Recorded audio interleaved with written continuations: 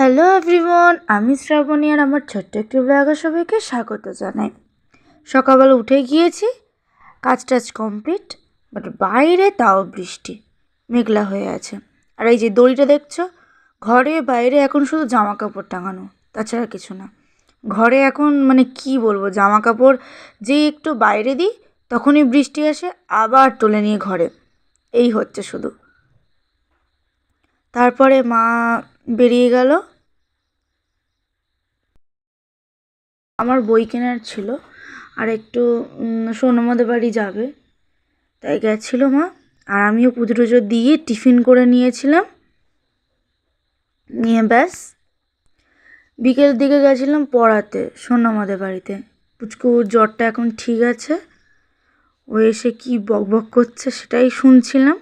কি হয়েছে ও স্কুলে, কি বলছে ওর, মানে কি যত স্কুলের যা কথা, কি হয়েছে না সব এখানে এসে।